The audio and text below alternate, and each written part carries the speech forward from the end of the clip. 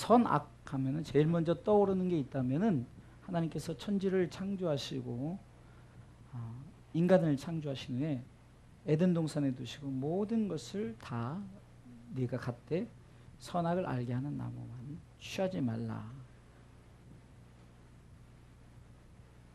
그 선악에 대한 나무, 결국은 인간이 그것을 취함으로 말미암아 선악을 알게 되었어요.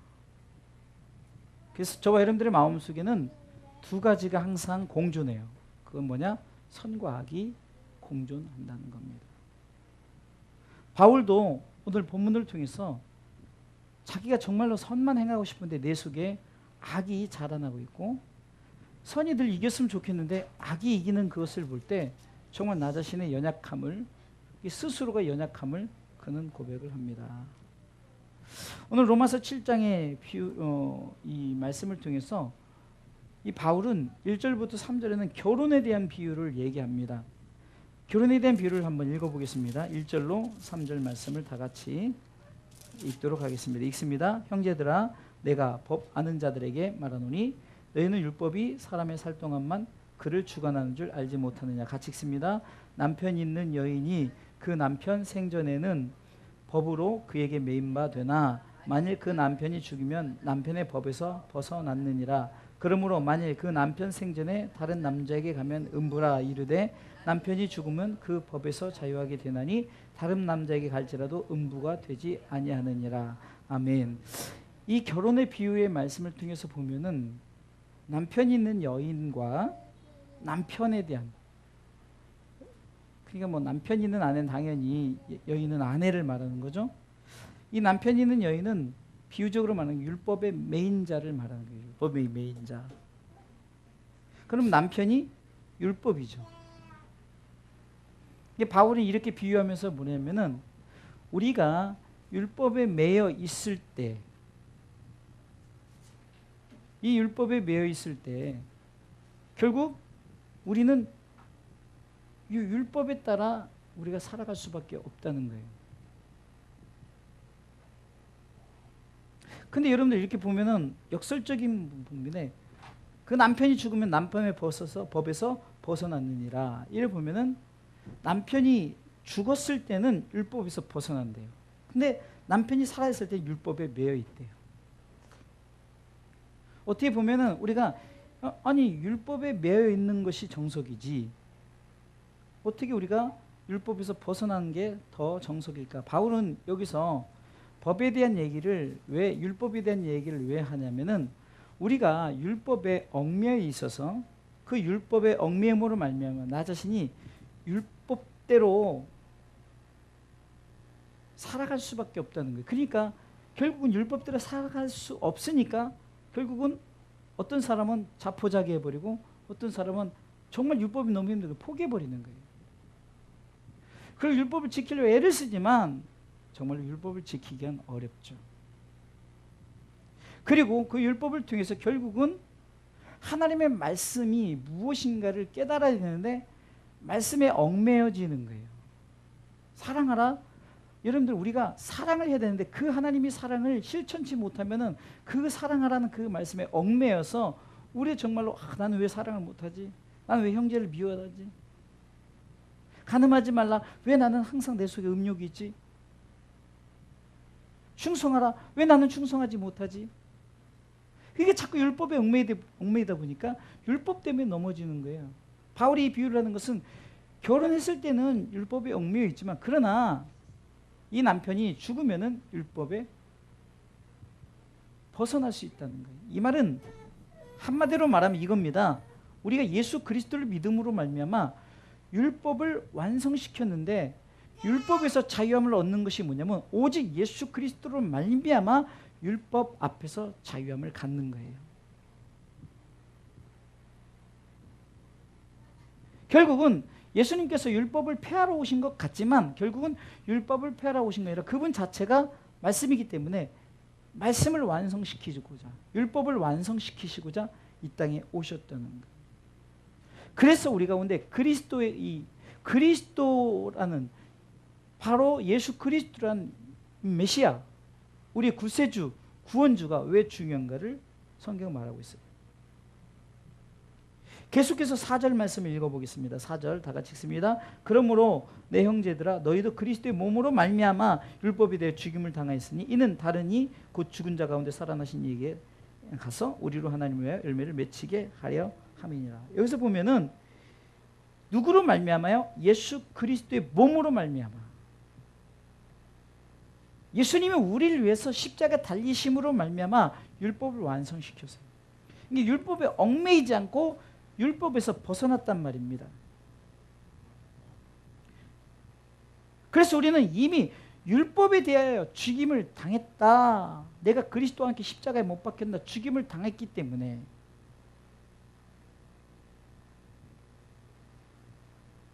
그러면 우리는 그러므로 우리 가운데 주어진 열매가 뭐냐?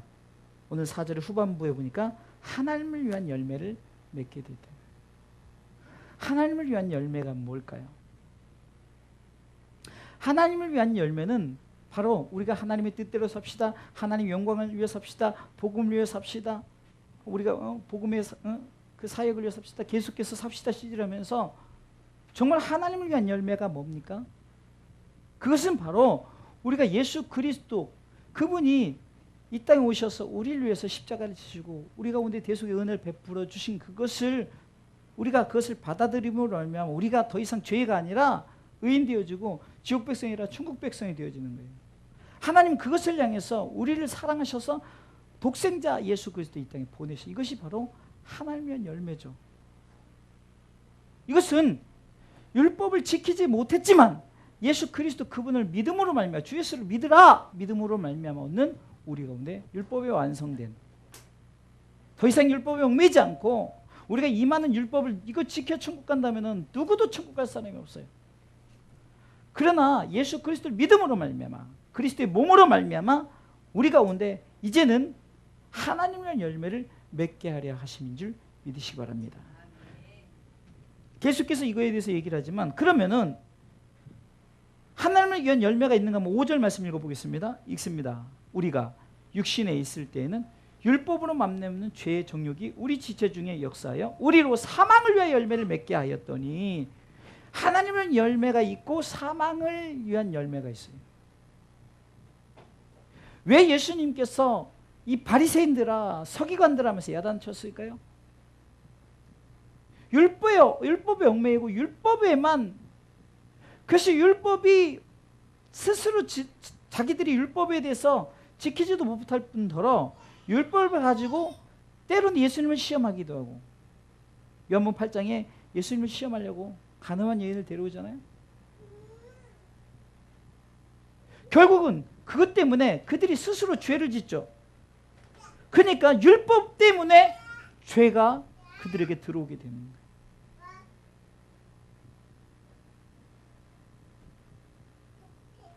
그렇기 때문에 사망을 위한 열매란 것은 저들이 예수 그리스도를 믿음으로 말미암아 얻어진 열매가 주어지는 것이 아니라 예수 그리스도보다 더 중요한 것이 율법인 거예요. 그러니까 율법에 얽매이기 때문에 율법은 결국은 자기 스스로 뭔가 지키려고 하지만 그러나 율법에 얽매여서 저들이 어떻게 보면 율법 가운데 저들이 나는 죄인입니다. 그래서 옛날에 수도승들이 어떻게 했습니까? 정말 고행을 통해서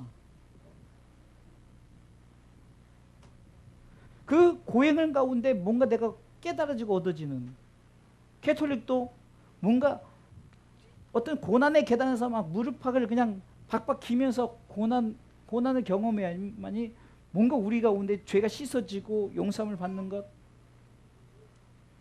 이것이 바로 율법의 얽매인 거예요. 율법을 알지 못해. 그러나 예수님은 이 땅에 오셔서 우리를 위해서 죽으심으로 말미암아 율법을 완성시키셨어요. 그러기에 우리는 사망을 위한 열매를 맺지 않고 하나님을 위한 열매를 맺는 줄 믿으시기 바랍니다. 또 생각해 볼 것은 우리는 어떤 그러니까 바울이 말한 우리는 어떤 존재인가? 그것은 6절 말씀을 보고 있습니다. 읽습니다. 이제는 우리가 얽매였던 것에 대해 죽었다. 얽매였던 것이 죽었다. 계속 읽었습니다.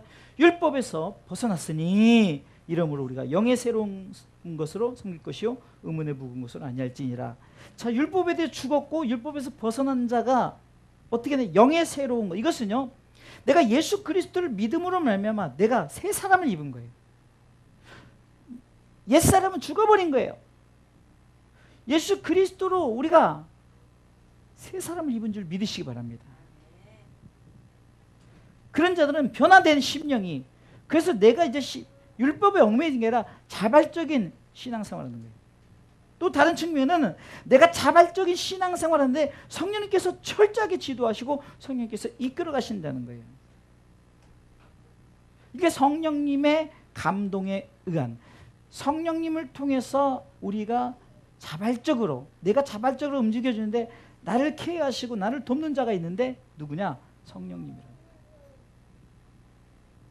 영의 새로운 것이 바로 성령님이 우리 가운데 함께 할 때 우리가 자발적으로 이제는 율법에 얽매이지 않고 믿음으로, 오직 의는 믿음으로 말미암아 산다.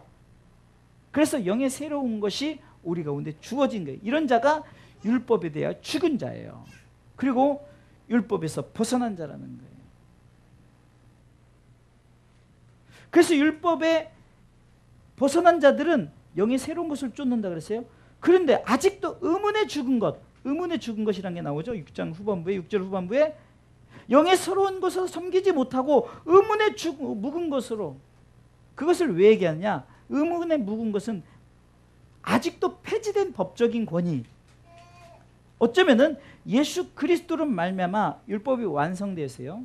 그러니까 이 법이 새로운 법으로 우리 가운데 나타내는 것이 바로 말씀이신 예수 그리스도. 성경은 율법을 지켜야 천국 간다가 아니라 주 예수를 믿으라예요. 그냥 의문에 묵은 것은 아직까지도 예수 그리스도를 영접하지 않고 율법에 얽매여서, 지금으로 말하면 지금 유대인들, 이스라엘 백성들이 아직까지도 예수 그리스도를 주라 시인하지 않고 오실 메시아를 아직도 기다리면서 율법에 얽매여서 살아요. 이 말씀은 우리가 신앙생활하면서도 적용이 되어지는 거예요.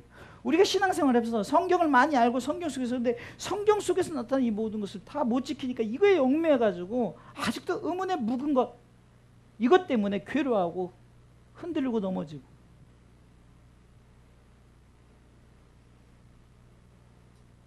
옛날에 이문열 씨의 사람의 아들이라는 그 소설책도 결국 뭡니까? 율법에 얽매이게 되니까 결국은 율법을 지키지 않고, 나를 케어했던 그 어떤 선배 같은 존경하는 그 전도사가 자기를 이렇게 하려는데 그가 방황할 때 왜 당신은 방황합니까? 하면서 그를 죽이기까지 하는, 율법대로 살지 못하는 자를 자기 심판하는 거예요.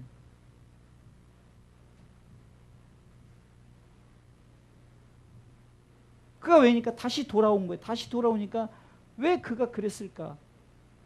여러분들, 우리 신앙생활에서도 우리도 가끔 그러지 않습니까? 자꾸 이 율법에 얽매여가지고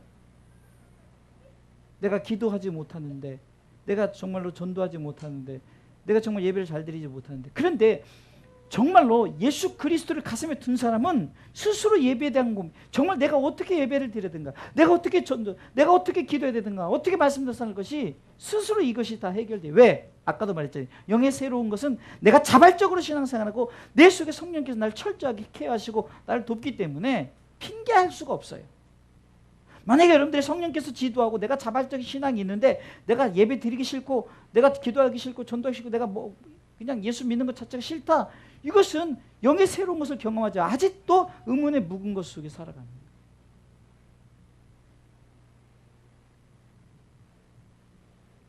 한마디로 의문에 묵은 것은 영의 새로운 것과 반대되는, 영의 새로운 것은 내가 이제 새 사람이 있고 이제 새 사람이 어떻게 욕심을 따라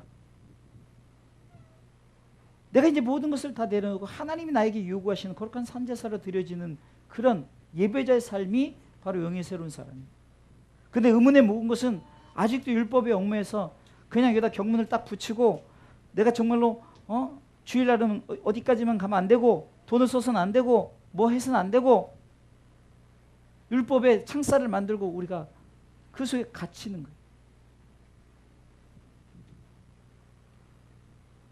그런데 여러분들, 그렇다고 해서 율법을 무시하라는 것이 아니라 율법의 속성을 바울은 얘기하고 있습니다. 7절에 보면 읽어보겠습니다. 7절 있습니다. 7절 그런즉 우리가 무슨 말하리요? 율법이 죄냐? 그럴 수 없느니라. 율법으로 말미암은 자는 내가 죄를 알지 못하였으니 곧 율법이 탐내지 말라 하지 아니하였다면 내가 탐심을 알지 못하였으니. 여러분들 법이 없다면 내가 법에 대해서 어떻게 하겠냐? 도적질하지 말라는 이 율법이 없으면 내가 어떻게 도적질이 내가 그냥 계속 도적질만 하게 해요? 이 말은 뭡니까? 율법은 내 속에 죄를 깨닫게 한다는 말이에요. 죄를 깨닫게 한다.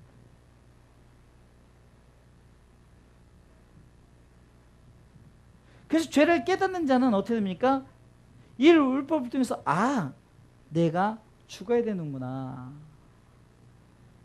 내가 정말 옛사람을 다 죽어버리는 거예요. 옛 율법을 죽어버려야 되는 거예요. 그래서 새 율법을 받아야 되는 거예요. 새 율법. 예수로 말미암아 새로운 삶을, 어쩌면은 예수 그리스도와 함께 부활의 영광, 이것은 후에 우리가 부활도 있지만 우리가 다시금 예수 안에서 자유함을 얻음을 하면 우리가 먼저 우리 속에 마음에 영적인 부활의 기쁨을 먼저 누리게 되어진다는 거예요. 이게 바로 자유입니다. 근데 죄를 깨닫지 못한 자는 아직도 내가 살아있는 거예요. 9절 말씀 읽어보겠습니다. 9절. 전에 법을 깨닫지 못할 때는 내가 살았더니 계명 이름에 죄는 살아나고 나는 죽었도다. 결국 뭡니까? 내가 죽는다는 건 뭡니까? 말씀 앞에서 내가 그리스도와 함께 십자가에 못 박힌다는 바울의 고백처럼 옛 율법과 함께 죽어버려요. 그래서 새 율법인 예수 그리스도와 함께 다시 살아난다는 거예요. 이것을 깨닫지 못하는 아직도 여전히 내가 하려고, 내가 살아나서 내가 하려고, 내가 무엇을 해야만이 율법을 지키고 내가 그 율법을 지킴으로 말미암아 그 율법 속에서 하나님의 나라가 마치 완성되어지는 것처럼 내가 율법을 지킴으로 말미암아 누군가 전도되어지고 누군가 회복되고 누군가 새로워지는 착각 속에 빠져가는 사는 자들이 지금 이 시대 신앙 가운데 얼마나 많냐는 거예요. 막 정말로 어떤 기적을 일으킨 무슨 센세이션을 일으키면은 그가 살아가지고 내가 예수 그리스도와 함께 십자가에 못 박고 같이 죽고 내가 죽어야만 다시 살아. 마치 아브라함이 이삭을 드릴 때 살아났지만 그러나 준비된 어린 양이 드려졌던 것처럼. 그래서 이삭은 살았다 하기 전에 먼저 죽어져. 대신 죽어진 예수 그리스도와 함께 죽었단 말이죠. 그러나 살아난 자로 사는, 이것이 바로 우리에게 주어지는 이 사실을 믿는 믿음으로 살아가다는 바울의 이신칭의, 이신득이 오직 의인은 믿음으로 말미암아 살리라.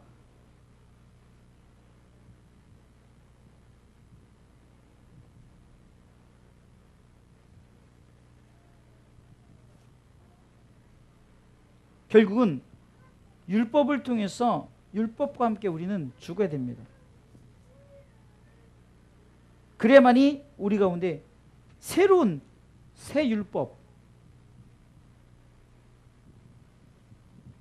바로 예수 그리스도 그분과 함께 다시금 사는 놀라운 은혜의 역사가 우리 가운데 주어지는 줄 믿으시기 바랍니다.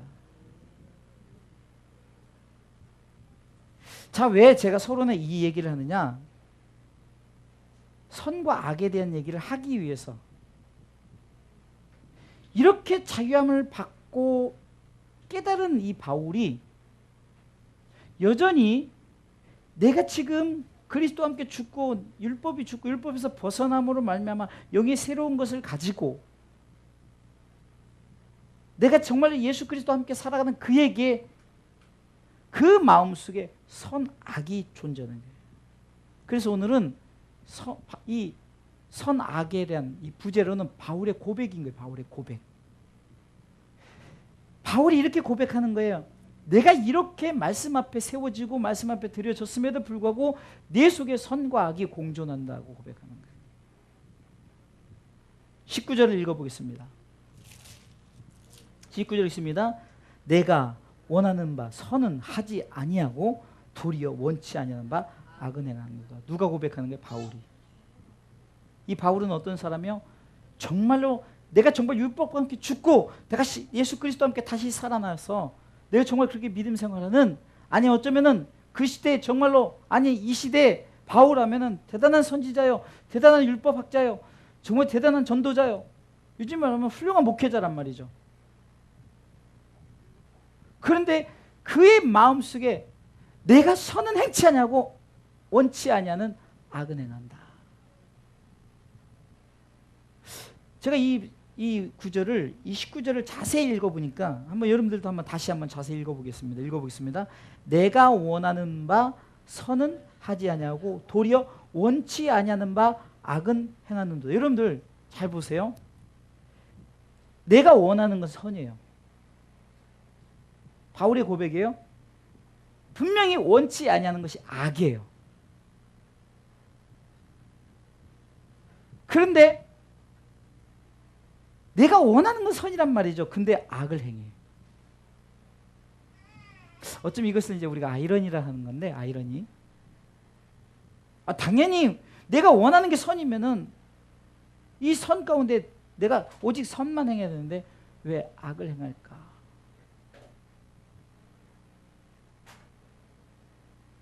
근데 바울은 이게 왜 그런가?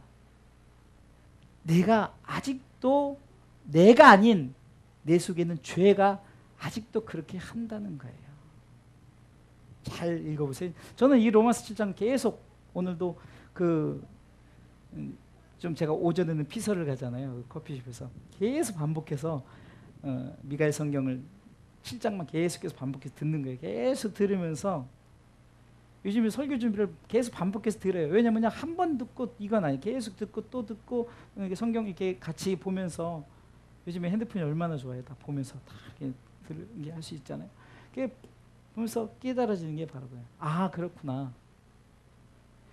나는 분명히 선을 원해요. 근데 내가 왜 악을 해? 내 속에는 죄가 그런다는 거예요. 내 속에는 죄가. 19절을 다시 한번 읽어보겠어요.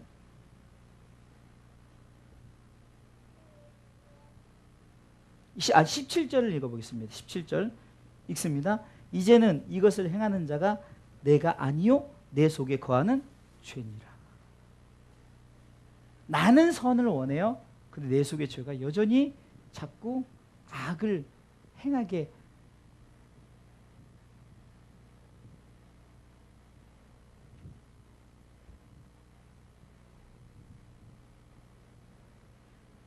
계속해서 21절부터 23절에 보면 한마디로 내 마음에 선악이 함께 공존하는, 한쪽에는 오른편에 하나님의 법이, 왼편에는 내 마음의 법이 계속해서 싸우는 거예요.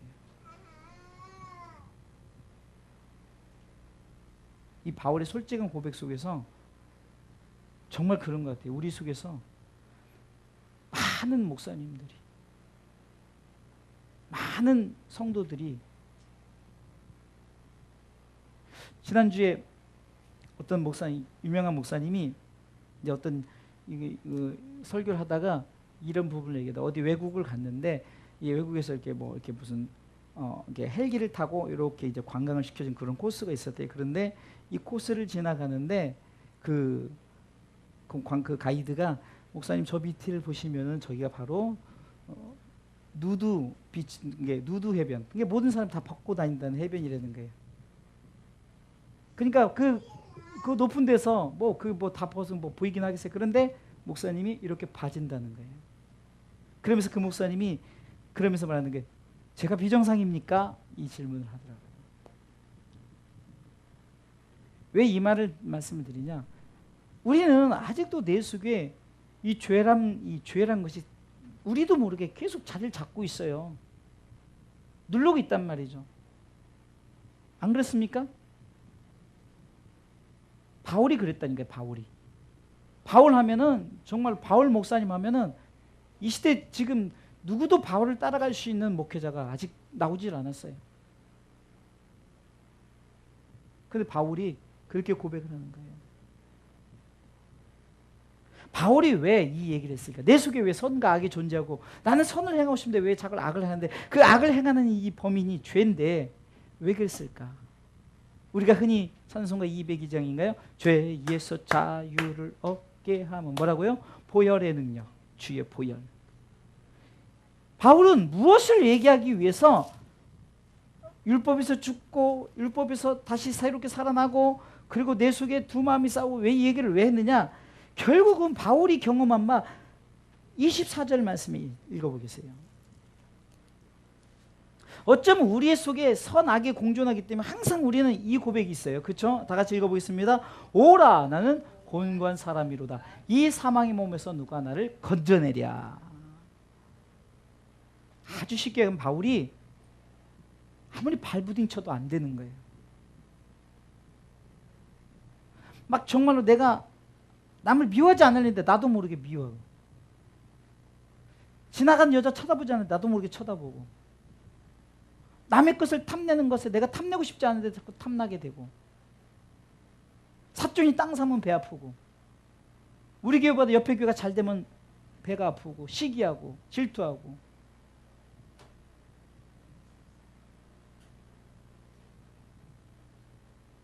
뭐 때문에? 내 속에 죄가 자리를 잡고 있다는 거예요. 바울이 그래서 나는 어쩔 수 없이 죄를 갖고 있는 사람이다라고 고백하는, 죄인이다라는 것을 고백하는 거예요. 아니 목사님은 언제는 우리 보고 다 의인 됐다면서. 하나님이 의로 여긴 거지, 우리가 의인이, 우리 스스로가 나는 의인이다 하는 게 아니라 우리 속에서는 죄를 갖고 있어요. 이것이 완전히 해결될 때는 언제라고 그랬어요? 예수님께서 이 땅에 다시 이제 오셔서 재림하셔서 마귀를 완전히 무적이 집어넣으면은 악이 더 이상 존재하지 않기 때문에 더 이상 그때는 우리가 선밖에 없어요. 지금은 악이, 이 마귀가 우리로 하여금 너 죄인이야, 너는 또, 그러니까 내 스스로가 정말 내가 아직도 이렇게 바울처럼 죄인이야 이것이 아니라 자꾸 우리를 죄로 밀가부로도 청구해요. 아주 그냥 우리를 막 약 올리듯이 너 같은 놈이, 너 같은 게, 너 같은 게 목사야, 너 같은 게 주의 종이야, 너 같은 게 성도야, 너 같은 게 권사야 이러면서 자꾸 우리를 찌르면서 우리를 자꾸 밀가부로도 청구하는 거예요. 이때 오라 나는 곤고한 사람이로다. 이 사망에서 누가 나를 건져내랴. 바울은 로마서 7장뿐만 아니라 전체적으로 무엇을 얘기하고자 얘기하냐면 결국은 모든 내 죄의 문제 해결자, 오직 내 죄를, 내 죄에서 구속해서 내 죄의 모든 것을 해결해 주실 자가 누구냐? 예수 그리스도다. 이 얘기를 하려고 바울이 거창하게 어렵게 율법에 얽매여서 율법과 죽지 않으면 계속해서 율법의 얽매인 자가 되고, 복잡하게 뭐 남편이 있을 때는 그렇잖아요. 남편이 있을 때 자유함이 없죠. 남편이 죽으면 여자가 자유해지는 거잖아요.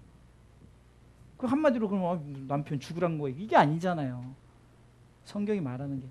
결국 이런저런 얘기를 해서 내 속에 선과 악이 존재해서 나는 분명히 선은 원하는데 왜 자꾸 악이 나를 위해서, 또 결국 내가 선이 이겼으면 좋겠다. 악이 이기는 거예요. 바울의 고백으로 말하면 이거잖아요. 내 23절에 내 지체 속에서 한 다른 법이 내 마음의 법과 싸워 내 지체 속에 있는 죄의 법 아래로 나를 사로잡아 오는 것을 본. 아니 내가 선이 이겼으면 좋겠는데 나를 악이 사로잡아 끌고. 우리는 그럴 수밖에 없는 연약한 존재라는 걸 얘기하는 거예요.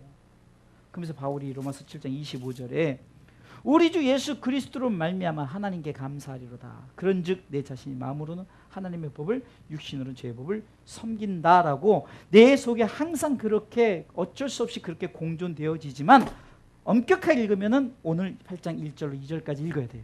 읽어보겠습니다. 8장 1절과 2절 이것까지 읽어야 바로 바울이 왜 그런가를 우리가 알 수 있어요. 읽습니다. 그러므로 이제 그리스도 예수 안에 있는 자에게는 결코 정죄함이 없다, 죄가 없다라고 말하는 거예요. 그러면서 이는 그리스도 예수 안에 있는 생명의 성령의 법이 죄와 사망의 법에서 너를 해방하였습니다. 할렐루야.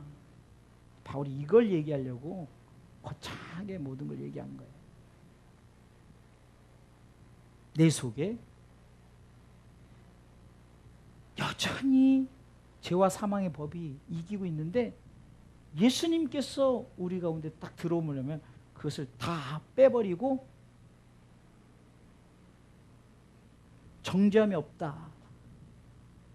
그리스도 예수 안에 있는 생명의 성령의 법이 죄와 사망의 너를 해방시켰다라고 말하는 거예요. 바울은 한마디로 내 죄의 문제 해결자, 내 속에서 악을 완전히 뿌리째 뽑아낼 수 있는 단 한 분 있는데 그분이 예수 그리스도다. 예수 그리스도가 여러분들 심령 속에 계시면은, 우리 마음 속에 계시면은 다 뽑아지죠. 근데 여전히 우리가 예수님이 계신 것 같지만 또 언젠가는 내가 막 예수님을 쫓아내고 내가 또 왕좌가 돼 있어요. 왕좌. 그 왕의 그 보좌에 내가 앉아 있어요. 사형리 여러분들 기억하시죠? 거기서 보면은 보좌가 있는데 내가 딱 앉아 있다가 막 성령 충만하면 내가 내려가고 예수님이 딱 올라왔다가 또 내가 성령 충만하지만 또 언제 내가 또 내 그 보좌에 딱 내가 앉아 있어 내가 왕노릇하고 있는 거예요. 성경은 그리스도와 함께란 전제가 꼭 있어요. 나가 왕노릇하니까 그리스도를 통해서 네가 그리스도 때문에 그리스도를 인하여 왕노릇하는 거예요. 그리스도 인하여 천국 가는 거. 그리스도 때문에 그리스도로 우리가 말미암아, 성경 이렇게 여러분 다 같은 말이지만 말미암아, 인하여, 때문에, 결국은 우리가 항상 그분, 그래서 그분이 나와 함께 하잖아요. 그분이 내 죄가 없다 선언하지 않으면, 요한복음 8장에 그 가늠한 여인이 예수님 앞에 딱 섰을 때 예수님의 멋진 고백이 있잖아요. 야, 지금 너를 죄로 정한 자들이 있느냐? 없나이다. 다 도망갔잖아. 돌 내려놓고. 그때 예수님께서 제2의 멋진 선언하죠. 나도 너를 정죄하지 않겠노라. 다시는 죄를 범치 말라. 죄를 범치 말라. 이것은 네 속에 항상 예수 그리스도를 간직하고 살으라는 거죠. 사랑하는 성도 여러분, 오늘 말씀 앞에 깨달음을 얻어서 우리 속에 오직 예수로 말미암아 우리가 다시금 정죄함이 없다는 이 고백이 세워질 수 있도록 예수 그리스도와 함께. 그래서 바울은 그리스도와 함께, 그리스도와 함께, 그리스도와 함께, 오직 예수 신앙을 가진 줄 믿으시기 바랍니다.